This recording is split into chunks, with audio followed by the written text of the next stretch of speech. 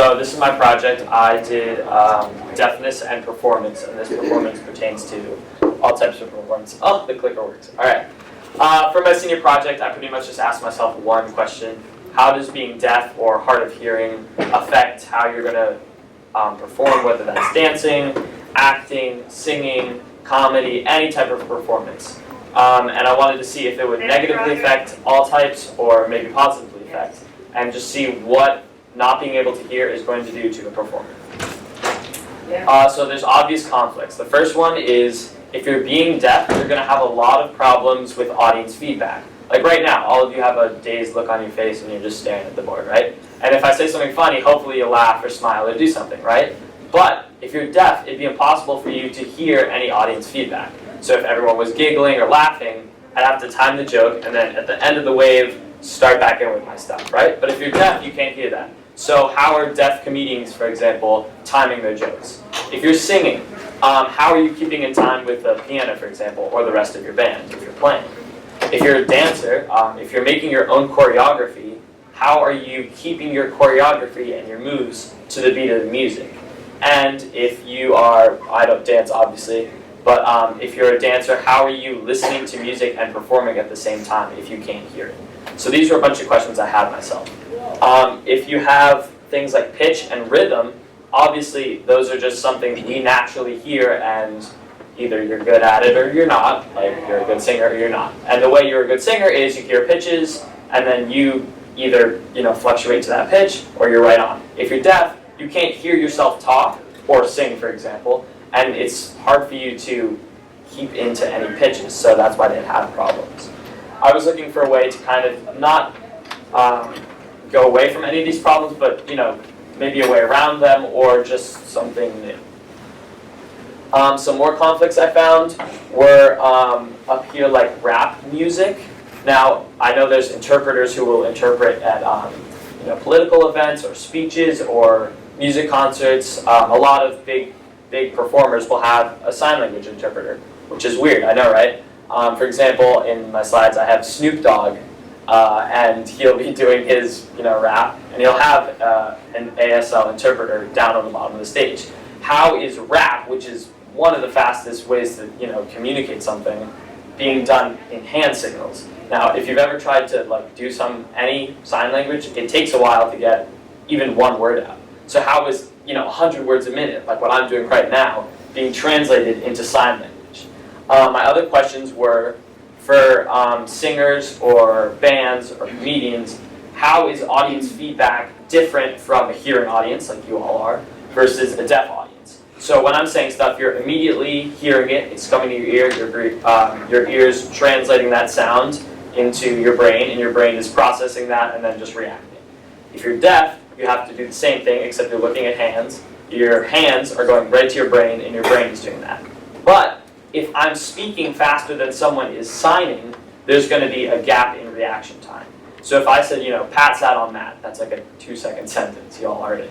But if someone's going to sign that, that could take, 10 seconds, maybe 15 seconds. So is there going to be a reaction difference between the deaf audiences and the hearing audiences? If there is, then is there going to be a problem with someone who is, let's say, hearing the joke, laughing, and then seeing the person perform it? I wanted to know if maybe it was the other way around. Would there be jokes where maybe the sign would come first, the deaf audience would laugh first, and then the hearing audience would laugh second? Would that be a problem for a performer? Like two different laughs kind of happening. So I just wanted to, go into that and see what the deal was. I'm going to quickly talk about ASL just as a language in general. First of all, I think it's just a beautiful language and really, really, really cool. ASL is three-dimensional. So when I'm talking to you right now, there's no, space or movement. That really doesn't matter. I just talk and you just listen. But in ASL, it's a three-dimensional language. What I mean by that, all the signs are put somewhere in space for a reason. So if I'm going to do a certain sign, it matters where I'm doing it. In different countries, for example, like above the shoulders is for male signs, and below is feminine signs. Not as much here, but for example, we have things like tone, pitch, and volume. So right now, I'm not doing monotone. I'm not talking like the whole presentation like this. You'd all probably die. I'm using pitch and volume and tons of things in my voice, like inflection. But if you're deaf, you're not speaking. So how are deaf people supplementing tone, inflection, and volume? Through space. So, for example, this is candy or sour or sweet. So if someone signed this, that would mean one of those. But if they sign it back here, that's really sweet. And if they sign it all the way back here, that's really, really, really sweet. So it's the same sign, it's on your face and then a tone. But depending where you sign it, it has a different intensity. I try to think about it the same way, I don't know if there's any good language people in here, but about like verb tenses and, for example, like fast, faster, and fastest, right? It's the same word, except we're just adding a different ending for a different meaning. So that's the same way with sign language. Instead of making different words, they're doing the same sign for fast, either fast, like fast, or fastest. So I thought that was really interesting for a performance standpoint. And then one more thing, facial expressions and body language. So if you ever watch someone perform, for example, if they're singing, I know I do this, I'll be singing a really happy song and my face looks like I'm depressed. It just happens, you're not paying attention and you're singing, and you may actually be happy, but your face is, I'm so happy, best day of my life. It just happens. For all the performers out there, you know that. But in sign language, that's not really the case. I'll try to show a video if we have time of someone performing. Now, when they perform, any emotion is shown in the face, and it has to be for sign language, because when I talk to you, I can convey anger not so much only with my face. So if I wanted to be angry at you right now, I could just get really loud and keep talking to you. Now you can tell I'm angry. My face didn't change that much, right? But if I was using sign language, I'm not using volume. So I'd have to use my body language and my face. For example, who, what, when, where, why questions need certain like eyebrow, like this is, and you need to lean in. For certain questions like who, what, why. Anger is, scrunch eyebrows and forward leaning and angrier signs, I guess. But if you watch someone who's signing something for anger, they may not be angry, but their face is going to show anger for that split second. So if I was talking right now about anger, I would show anger and then happiness in my face. If I was just talking in English, I may not do that. So that was one difference I found between the actual language and English. One more thing, visual imagery and inflection. So visual imagery is kind of tough to convey in English. If any of the writers in the room know, it's hard to just describe something with English without using a ton of words. So if I was going to describe like this board right now, like this thing, I would have to use a lot of words to try to describe what this is. It's a rectangular smart board. It's gray, I think. I'm colorblind. And it's showing, I don't know, a screen. So I just used like 2 or 3 sentences to just try to describe this. Sign language I found is much, much easier to convey visual images. Why is this? Because it's a visual language. And all their signs are visual images. So for example, if I was going to sign this, I could show you how big it was. If it was really small, I could show you how small the remote was. So it's easy to show visual images, harder in English. In English, you have to use a lot of words and a lot of like descriptive language to try to, get what you're saying. Even then, you still might not get what I'm seeing. With sign language, I can literally show you what I mean, which I thought was really important for a performer who's trying to convey the audience something. To bring you into their world, they're going to use a lot more language to try to get you to understand how they're feeling. Versus in sign language, it's a lot easier to show you what I feel. And personal and intimate. Sign language is really personal and intimate. Right now, a lot of you are probably looking at your phones and just listening to me speak, right? You could do that, actually. You could whip out your phone right now and hear my whole speech. Totally fine. Because your ear is doing all the work for you. You could close your eyes right now and listen to this whole speech. You'd get the same amount of information. You wouldn't get to see my beautiful face. But if you're deaf, you cannot do that. If I'm signing something to you and you blink or look away or get distracted, you are missing all of the conversation. So right now, if you closed your eyes, we could have a conversation. It'd be really weird, but we could have a conversation. If you were deaf and you closed your eyes, you can no longer communicate because it's all visual. So sign language is really personal and intimate because you have to be staring at the person in the face the whole time. I know our generation has a real problem with staring at people and looking them in the eye when they have a conversation. But But in sign language, you have to do that all the time because it's the only way to communicate. I found that was super interesting and kind of personal. Let's go to the history. Now, raise your hand if you know that there was a large deaf community on the island. All right, we've got a couple of you, but a lot of you people are like, what? Martha's Vineyard is thought of as a deaf utopia in its history. A lot of people don't know, but there was a humongous, really, really large deaf population on Martha's Vineyard. John Lambert was one of the first deaf people to come on the island in 1694. When he came here, he was one of the few, not that many. But over time, his family and other families created kind of deaf families and communities on the vineyard. They would grow, intermarry, and create more deaf children and more deaf communities, so on and so on. This created MV Sign Language. Before, there was no sign language. There was just deaf people who had to figure out how to communicate. So they created MVSL, Martha's Vineyard Sign Language. Then, MVSL became kind of big on the islands. You had to know at some point some sort of sign language to communicate because so many people on the island were deaf. Look at these stats right here. 1 to 6,000 on the mainland. So for every 6,000 people on the mainland, one of them was deaf. You might not meet a deaf person. On the island, it was 155 to 1. So maybe throughout your day, you would meet a deaf person. In Chilmark, it was 25 to 1. So out of all the people here, like 2 or 3 of you was probably deaf. And in Squibnocket, which I know all of us know, 1 in 4 was deaf. So one of my judges is deaf right now. So I thought that was really interesting. I never knew that there was such a high population of deaf people on the island. Because of this high deaf population, there was a really strong sense of deaf community on the island, and there was a lot of culture being created right here. Martha's Vineyard Sign Language got pushed to Chilmark, where there's a large deaf community, 1 to 4.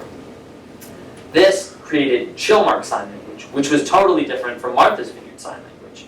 Chilmark Sign Language has died out. The last resident of that, I'll show you in the next slide. But MVSL combined with mainland sign language, which they created, which was, some people think, a version of French Sign Language, they created to make American Sign Language as we know it today, or an extremely early form. So I don't know if you know that, but now you can say, we kind of started sign language. So let's talk about the community. In 1895, a study from a newspaper on MV was confused because they thought that deafness was contagious. That's how many deaf people there were. And since everyone was signing, it was kind of hard to figure out who was deaf and who wasn't. Hearing signers. So all of us are hearing. But back then, you would have to know some sort of sign language to communicate because you'd be meeting so many deaf people on a regular basis. And you had to communicate with them somehow. So you wouldn't have to be fluent in sign language, but you would definitely have to know some words, hello, how are you, just simple things. Chilmark Sign Language was a requirement to live in Chilmark. Because if you lived in Chilmark, you would have to know sign language. That'd be like, living in Chilmark and having almost everyone speak Spanish. You're going to have to know Spanish to live there. And deaf dynasties. I'd like to talk about that for a second. There is a divide in the deaf community between levels of deafness, which is kind of weird, but it's also in our society.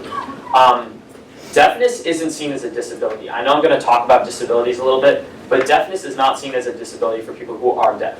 They see it as, hearing is just as big a disability as being deaf is.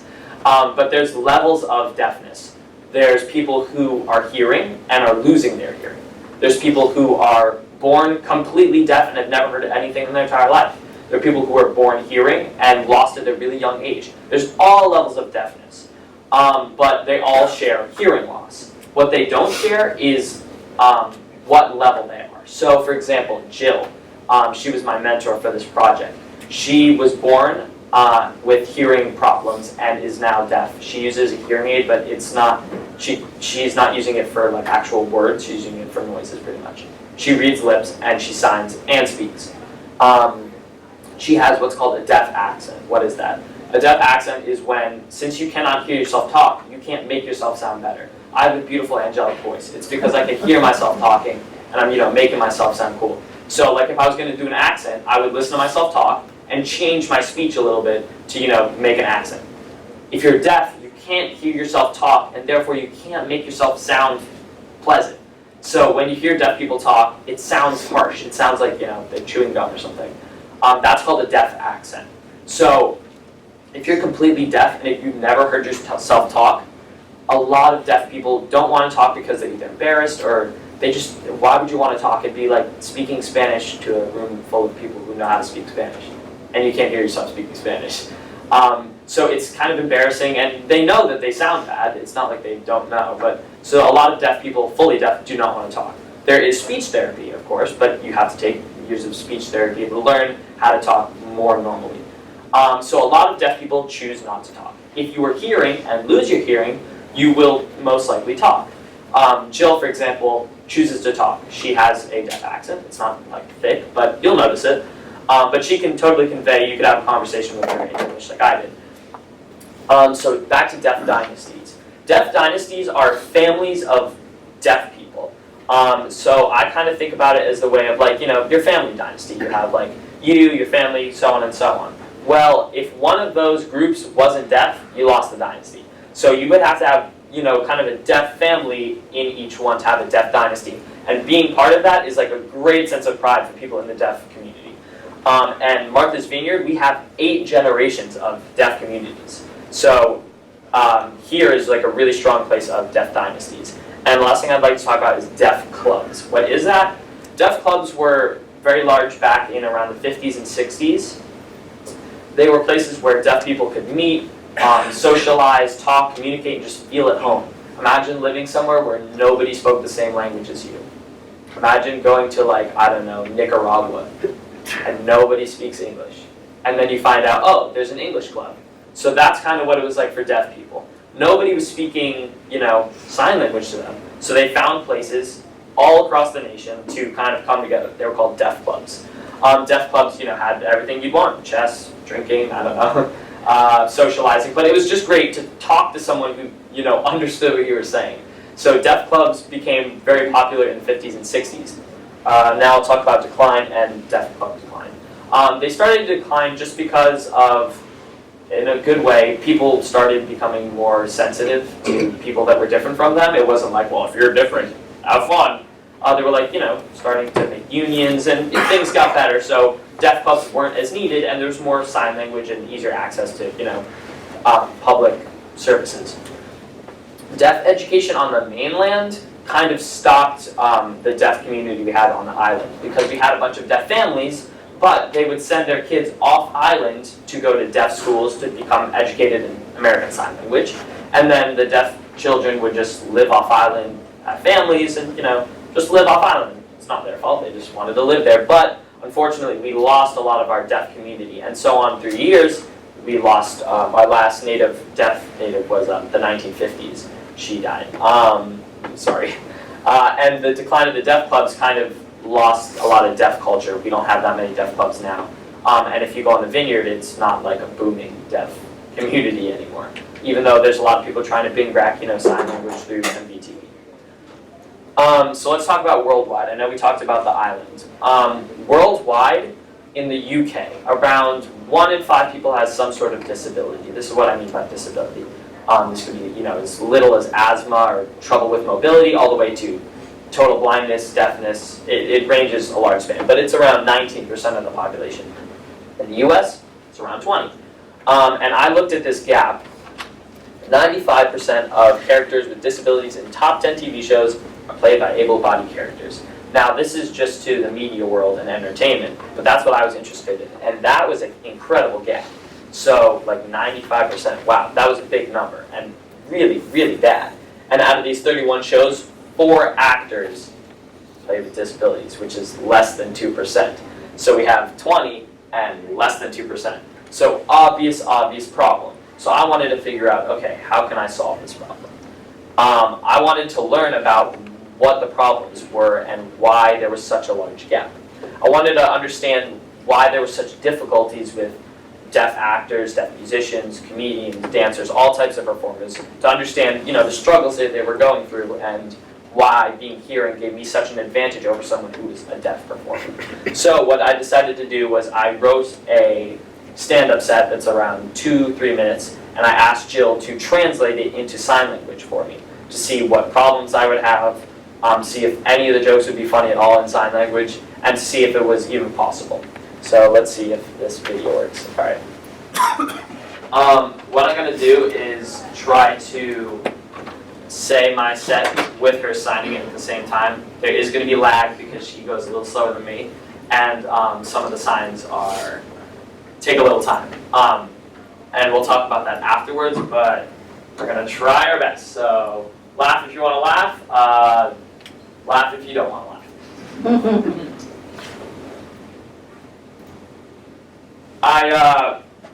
I recently started going to the gym, which I'm sure you can't tell because I look like an underweight 6-year-old. But, oh wait. Yeah, so it sucks because it's like going to fill your car up with gas. You pay the guy $20 and he's like, oh yeah, your air dropped lower. It's like working out does nothing to me.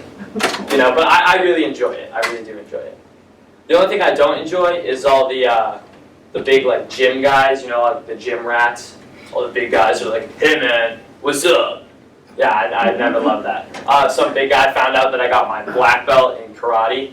You know, I got my black belt in karate, and he's like, hey man, hey bro, sick black belt man, knock me out bro, if you're so good. And I was like, dude, I can't knock you out. We're in public. You know? No, but I do like it. It's just, you know, they're always telling me like what machines to use and like what healthy foods I'm supposed to be eating. Some guy told me I had to like confuse my muscles. I didn't know what the hell that was. So I started listening to jazz music while I work out. So, you know, so like my muscles are like, oh, all right, he's listening to jazz. We must be like in an elevator or something, right? Bam! Bicep curls. They never knew it hit him. It's working great, actually. No, but I like it. It's all right. So I'm working out though. There we go. Good. But the only reason I'm working out is so I don't go to college looking like Flat Stanley. I mean, like right now, I look like the after photo in weight loss commercials. It's not good. Yeah, but everyone at the gym is so committed, you know? I'm just semi-committed to the gym. It's like my relationship with my girlfriend, you know? Like, there's a bunch of cheat days. No, I'm just kidding. I'm kidding. My girlfriend's great. There are cheat days, though. No. Oh, last girl I dated, she was terrible kisser, by the way. She, you know, like my face, it felt like the ball in Hungry Hungry Hippos. Just never good. Not bad. I broke up with her the same day I got my license. I just remember that though. It's because, interesting fact, I was born on a leap year. So I got my license the same time I was having my midlife crisis.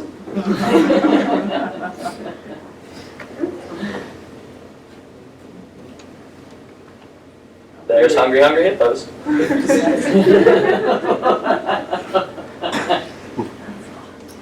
Driver's license. Bam. Bam. Alright, interesting fact. I was born on a leap year. Da-da. So I was having the same time as my midlife crisis. Beautiful. Just watch your face, by the way. It's just gorgeous.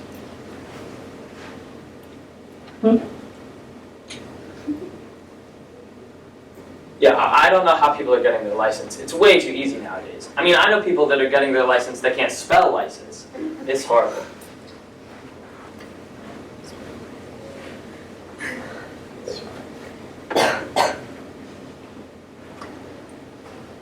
Yeah, speaking of spelling, I don't like it when like people try to spell stuff at me, you know. Like one time I was babysitting and the woman's like trying to spell something quickly to me so her son can't understand it, but I'm having just as tough a time as the kid, you know. She's like trying to spell stuff. She's like, N-O-I-C-C-R-E-A-M. And I'm like, yeah, I got it. He's allergic to nuts. So I have like no idea. I'm not good with stuff when it comes at me fast. It's kind of part of the reason why I dropped Spanish, because you know they always speak so fast at you. The other reason is because now that Trump is president, I don't have to learn Spanish anymore. The only word I need to know is wall.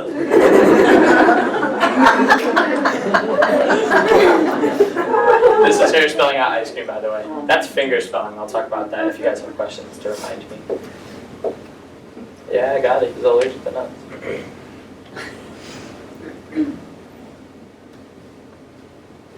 I don't do good with words coming at me fast. That's part of the reason why I dropped Spanish. You can also see her mouthing some of the words. That's Trump. That's the sign for Trump. Yeah. That's great. You know, the world is going to be so good, the Chinese are going to be jealous of our wall. Wall. That's wall, by the way. Trump and wall are the same sign. I'm just worried about Trump now. Like, he's in his last days of office before the whole impeachment thing. You know, he's like Googling. He's like, Google, what is impeachment? How can I be the best at it? Thank you guys so much. Let's watch Jill finish.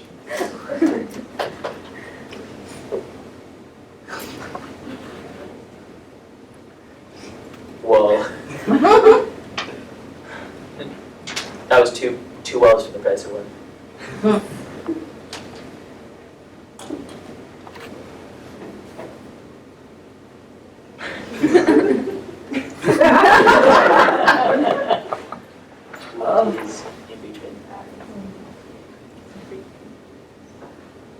How can I be the best at it?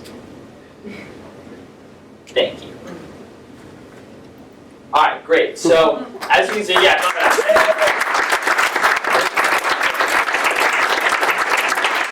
obviously there was a little bit of lag just because of the computer and stuff.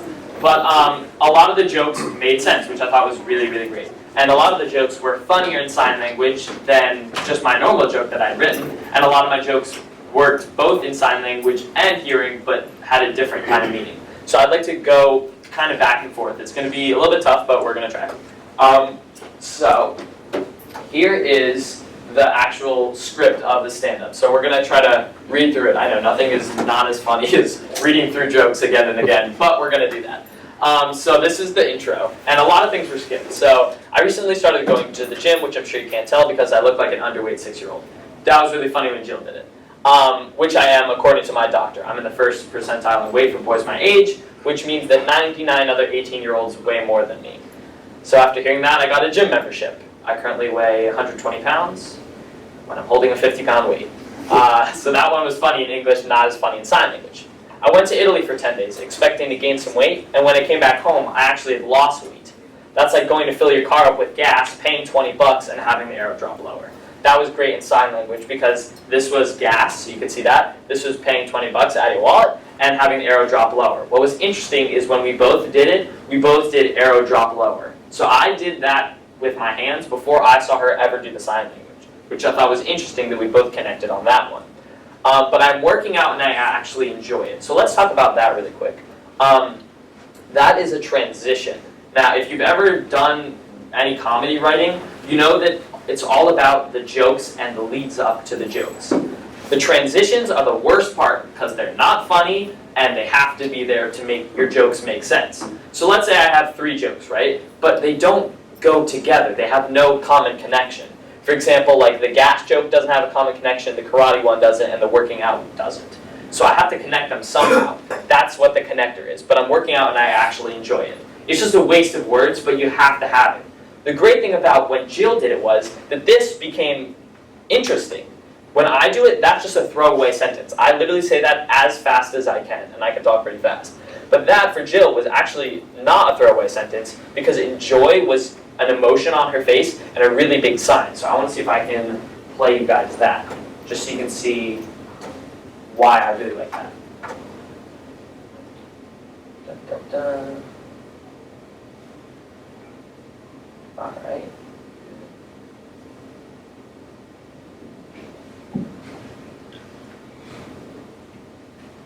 So there's the gas. There's paying 20 bucks. And having the arrow drop low. But I'm working out and I actually enjoy it. So that's enjoy it. And I thought that was just a beautiful sign. I'll go back to that. But I'm working out and I actually enjoy it. So for Jill, that time was 2 or 3 seconds. But for me, that was the throwaway part. So I thought that was interesting. So for something that was a disadvantage in my speaking set was actually kind of an advantage in her set because enjoy is such a beautiful sign. Let's go to down here. This. Some pros and cons. Okay, so this is what I found just going through the set, watching the sign language and just reading my own. So pros. Any inflection questions I have. So if you've ever done a show, you'll read a line and you're not sure how to say it. You look at it and you know what the words mean and you know what the joke may be, but you're just not sure how to best say it. So I had that problem with this joke. Let me see if I can put it up. So the joke I had the biggest inflection problem was with this one. So I was talking about the words coming at me fast. That's part of the reason why I dropped Spanish. The other reason was that now that Trump is president, the only Spanish word I'll need to know is whoa. It's going to be so huge, it's going to make the Chinese jealous. No problems there. There is where I have the problem, this next sentence. My teacher tried to explain to me that you can speak Spanish in Spain, not just Mexico, but I told her that, I told her that Spanish people are just European Mexicans and they'll be getting a wall too. I never knew how to say that joke because I never knew how to say European Mexicans right. Weird thing to say, and I couldn't get the right inflection to make it funny. When I watched Jill do it, she made it funny. And because Jill sent me two versions. She sent me one of her doing a sign language version of this whole set, and of her just speaking the whole set, how she would have done it speaking. So when I heard her speak it, I was like, that's how you're supposed to say that joke. So that is something I found advantageous to her set versus mine. All right, other pros. Transitions, like we talked about. A lot of things that I would just throw away because I have to have them, Jill made really interesting, a bunch of my transition jokes. For example, one of the transition jokes was that I was born on a leap year. That was just a weird thing, but I had to have it in there so I could get to the license joke, right? But Jill made that more interesting than what I was having it be. Emotions and feelings and physical things. So anything that was physical, any of the physical jokes I made were just multiplied by how cool they were by her doing them in sign language. The emotions and feelings. Now, when I did this set for Jill over FaceTime, I know, crazy, I FaceTimed her. Her only critique was that I was kind of boring with my face. That my face was just kind of, sitting there like this when I was doing my set. Now, I talk with my hands sometimes, like, gesticulate like I always do, but my face was, not that animated. When I watched her do it, speaking, her face was really animated, and when she signed, it was even more, because you have to be in sign language. The signs have to go with a certain facial gesture. So I thought that was really interesting for a performer who's not paying attention to their face all the time, like I'm not. For Jill, she's not paying attention, it's just part of her language, it has to be there. So I thought that was incredible. The artistic. I think sign language is just a beautiful language in general. So a bunch of words that are like throwaway words or just part of the transitions were enjoyable because of how artistic the sign is, and it was just fun to watch her sign. Like, there were parts of the thing that weren't actual jokes, but people were like, oh, that's funny, I know what that sign means. For example, when I was talking about the being semi-committed to the gym and semi-committed to my girlfriend, this was the sign for committed. And since the word committed came up a couple times, your brain kept seeing committed and the sign for committed. You connected that and you feel happy knowing that you've learned something. But that's just a trick that your brain tells you. So when you kind of figure something out, your brain gets happy because it thinks you figured something out. Same thing with the signs. When you hear a word and then you see the sign and your brain figures out those are the same thing, you get happy just from seeing that. So I thought that was interesting. She's fun to watch. I mean, she's just fun to watch doing it because she's so into it. And I thought the best joke that I didn't have in there, but she kind of created, was Trump. So obviously I had Trump jokes in there. But when I do my Trump jokes, I do that Trump thing like this, right? But when Jill does it, she has a sign for becoming Trump.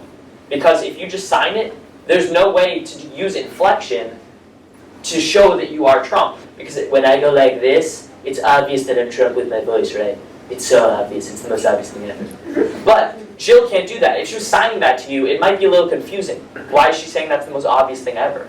There's no inflection. You can't understand why she's doing that. And if she's bending over, that could actually give you the wrong sign. Why are her hands out? Why is she bending over? Why is her face scrunched, right? So she made a sign for Trump.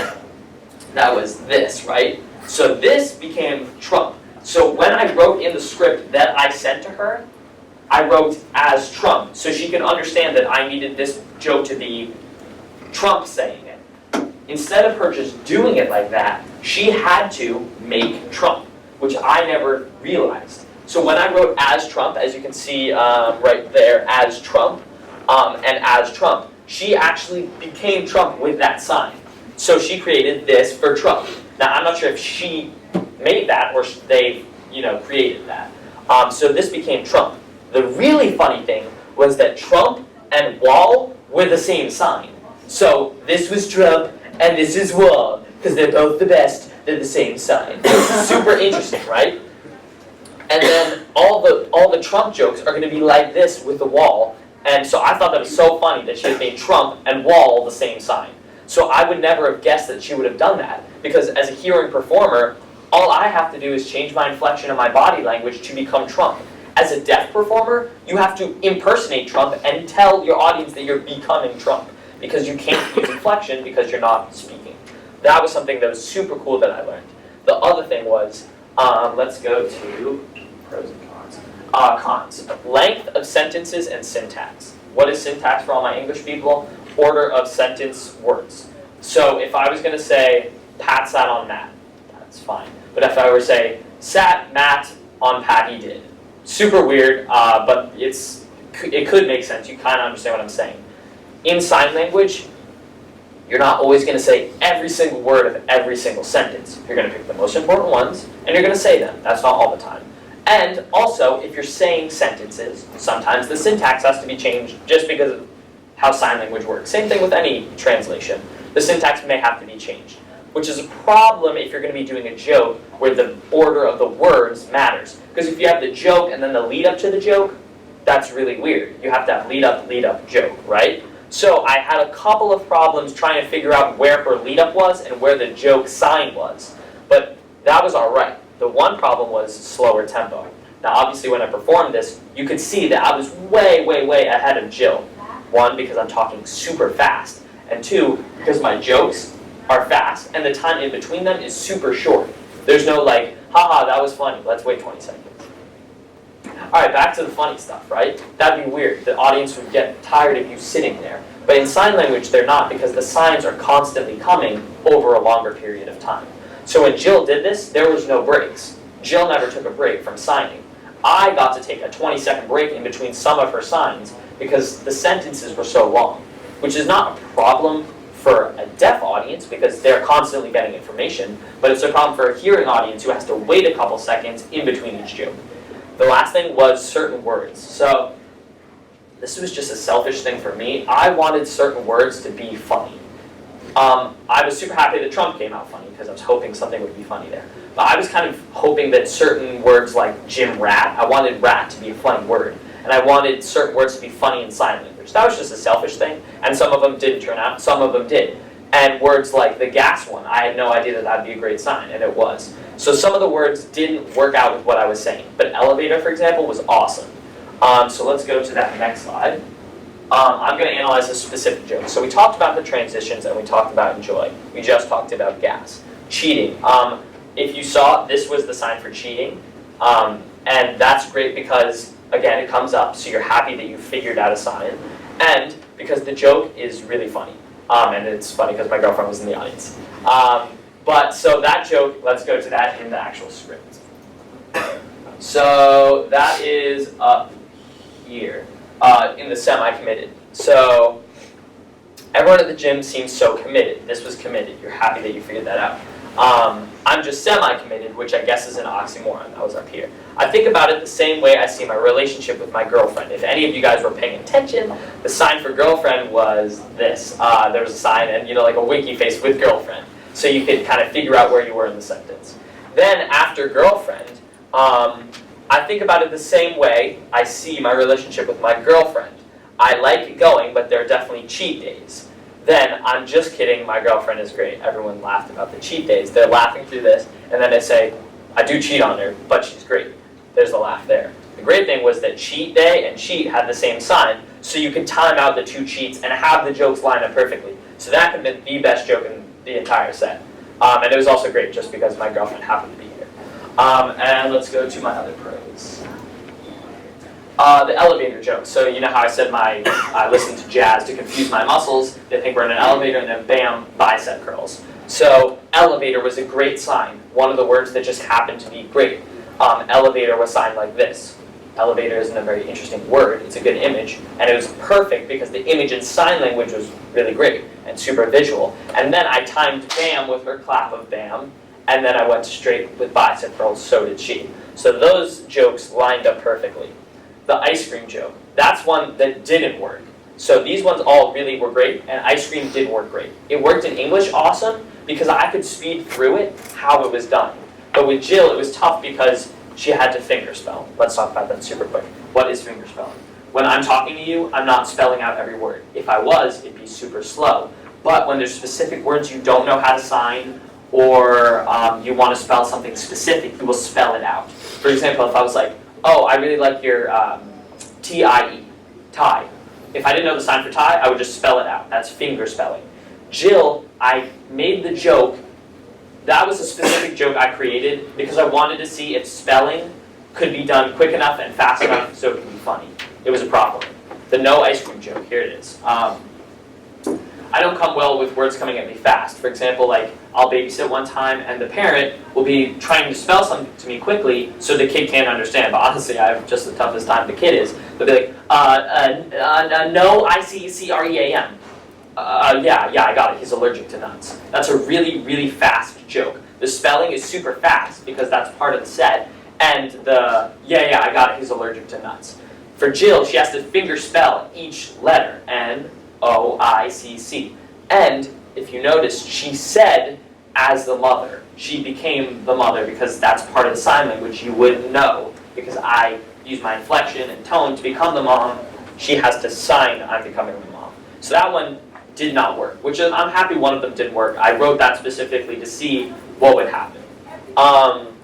European Mexicans, I figured out how to say the inflection from Jill speaking it. It's sometimes just nice to have someone else do your set to be like, oh, that's how I should say that joke. That had nothing to do with sign language. That was just kind of a working aspect of creating something. So like that would be, I wouldn't know how to say something, so I'll give it to someone else, see how they do it. Maybe they'll do it better and I'll take it, or worse and I'll say, mine's fine. And I thought Trump was great, obviously. I love the two signs that they lined up. So right now, I'd like to thank all of you. If you have any questions about anything, culture, history, performers, the project itself, sign language, anything you else can think of, now's the time for questions. Thank you so much.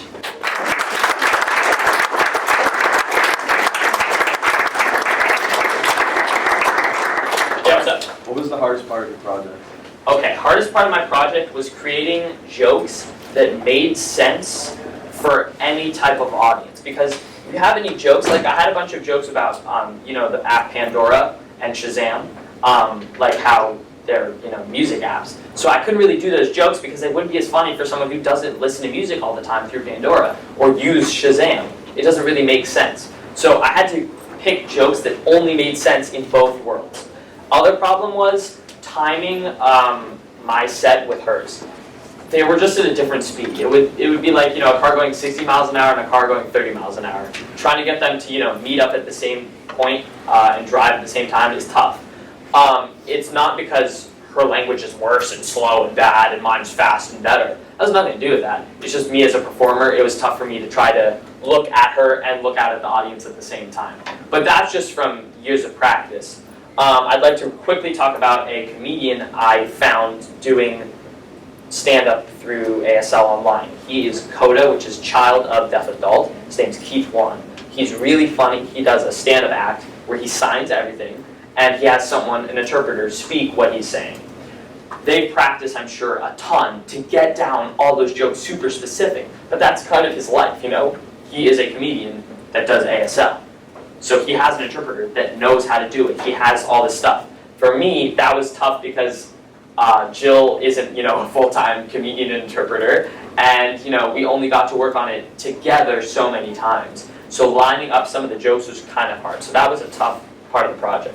The other tough thing was just finding specific information and questions that I wanted to know. That was the great thing about Jill and Keith and a bunch of people I reached out to. I had so many questions. Like, I would figure something out, and that would give me 10 more questions. It was like kind of like the head chopping off thing, like you chop off one head and 2 more would pop up. Like I'd understand something, and then I have like 17 more questions. And then I'd get all those questions, and then I have like 10 more questions from that. So it felt like never-ending questions, and I'm still not done, obviously. But I've learned so much about really specific things that I don't think I would have learned just on my own from like Keith and Jill and a bunch of people I've reached out to. So that was a tough part of my project. What are like the similarities between, because you have American Sign Language and we have English, Yes. is, because the syntax for like French, Yes. is that's going to be Great, so different? happy you asked that. Let's talk about the actual language of sign language. If there's anyone who's ever taken a foreign language, you know that there's cognates, which are words that sound similar in both languages, and you love cognates, right? Because you're like, finally, I know what that word means. You know, like bicycle and bicicleta. Yes, finally, I'll pass my Spanish quiz, right? But any word that's not a cognate, we hate, right? I don't know what that word means. They have no similarities. In sign language, there are things that are cognates, like elevator we saw. You know, it looks like an elevator in English. The difference is words that aren't cognates, like, you know, man, this has kind of, you know, this would be hat because of men, but you wouldn't know that. Let's talk about language, sign language. We have American Sign Language. We have French Sign Language. We have Dutch Sign Language, Spanish Sign Language, British Sign Language. Every place has their own sign language. Imagine it just like any other language. We have English, they have British English, there's Spanish, there's, you know, clicking, there's every type of language in the world, and they have their own version of sign language. Now, if you're thinking, will they understand each other?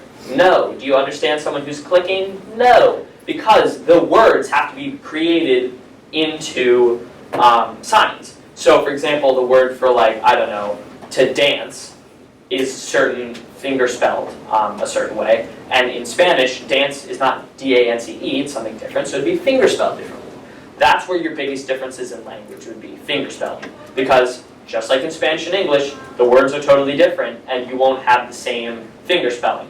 Now there are of course cognates, and if I'm using American Sign Language and I meet someone from Spain using Spanish Sign Language, we are going to try to use International Sign Language, which we both will try to, you know, use together. We're not going to use American Sign Language and Spanish Sign Language to try to communicate. There'll be like me trying to talk to someone who's speaking Spanish. I think it's interesting that ASL has this thing called ISL, which is International Sign Language.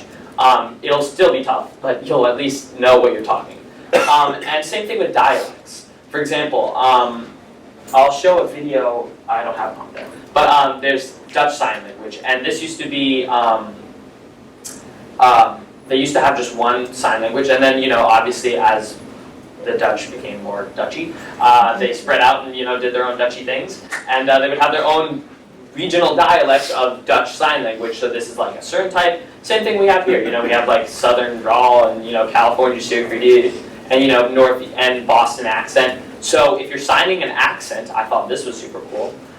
If someone is an interpreter, they have to know everything pretty much. They're incredible. But if you're going to speak with a Southern accent, you're going to hold certain letters longer than you would in, you know, if you're doing a Northeastern accent, which I thought was super interesting for signing, which would be like weird. I would never think that you would sign an accent, but you do. And then the other cool thing was how the sign language actually progresses. So obviously all languages are always evolving. We find new things, we have to name them somehow, right?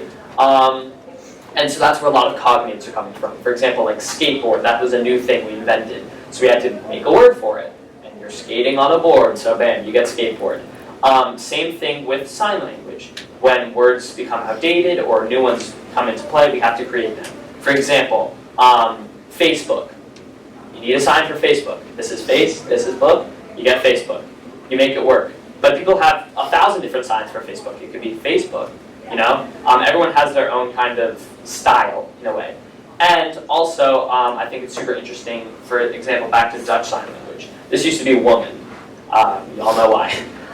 But they thought that, you know, that's kind of not so nice anymore. So this became woman because only women are wearing earrings. So this is now woman. A lot of things are progressing. Let's talk about progression really quickly. Something I was interested in was play on words. We have play on words in English. They're not like the funniest jokes ever, but you know, they have their purpose, play on words. I wanted to know, is there such thing as sign on words? Signs that look similar and are funny because they have similar looks and similar sounds. Or not sounds, because that's English. So, for example, there's a joke that's like, I wanted to marry the fairy. That's not funny in English, nobody just laughed. But it's funny in sign language because this is fairy and this is the sign for Mary, and so it looks like someone's falling. So that's like a funny joke, a sign on words. For example, like try to figure out what town in Texas this is. El Paso. Get it? Alright, so not funny in English, it's just El Paso. It has its own meaning. But in sign language, they had to create El Paso, so I think that's pretty interesting. Like, for deaf audiences, this was something I had to ask Jill about. I was like, do deaf audiences laugh? Which is kind of a weird question, but yeah, they do laugh. They may not do it through their vocal cords, though. When you all giggle or laugh, you'll just laugh because you're not scared to hear your own voice or laugh. But deaf people are sometimes just choosing not to use their voice, so that would also pertain to laughter. So instead, they'll sign H-A-H-A, which is ha ha ha ha. So I was interested for that aspect, just to see, like, would there be a gap in someone signing ha ha and someone like actually just laughing? So I thought that was super interesting. So that's hopefully answers above and beyond your question about language. Good time for one more question. Yep. So my question is about the process for being in a senior project. Yeah. What did you like and what did you not like about the process? I'd say I liked everything, just about the freedom of it, being able to just kind of pick what I wanted to do and talk with whoever I wanted to talk to. I thought almost everything about it was great. I reached out to so many interesting people, and what I learned, not specifically from the project, but just from like working on something, that there are so many people that are just as passionate and just as interested as you are, and even more interested and willing to help. So for example, like I had so many questions about sign language, and I couldn't answer them myself because there was no books, there was no, there's no book about like, hey, what's a deaf audience like? You can't just look that up. You have to ask. So I went and found, this YouTube guy, and I was like, I'm just going to email him and see if he responds. Probably not, but whatever. He responded and answered a ton of my questions, and I was shocked, I would ask Jill, and she would just have so much knowledge. I reached out to a sign language teacher who told me about like the facial expressions. I reached out to even MVTV to see like what the deal was with them teaching sign language back on the Vineyard. I reached out to so many incredible people that are like kind of famous in the deaf world, and they reached right back out to me to try to help. So I found so much kind of team efforts. It's not just like you want to learn something, you go at it and learn it by yourself. There's tons of people that want to help. And I think the senior project kind of taught me, like, if you want something, there's people that are ready to help you. And I kind of never knew that. Any final questions? One more. Yeah. I got one more question. Anyone? Come on, take it. What was the most interesting thing you found out you did for the I thought sign on words was interesting because I kind of just thought, I was like, wait, is that even a thing? I thought that was super interesting. I thought the language of sign language and how it's different than our own like auditory languages was super interesting, just because you never think about like, how is a language created if you can't hear what you're saying.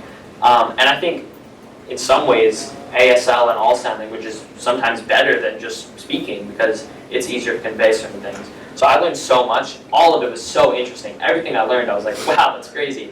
But I'd say most interesting out of everything was Jill. I mean, I could literally talk with her for hours on hours on hours. I mean, I FaceTimed her for an hour and a half doing the set. Have you ever tried to just read someone's lips alone? That's hard enough.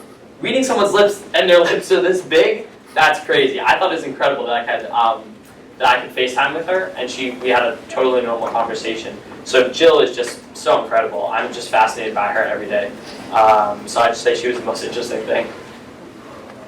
All right. All right, thank you guys so much.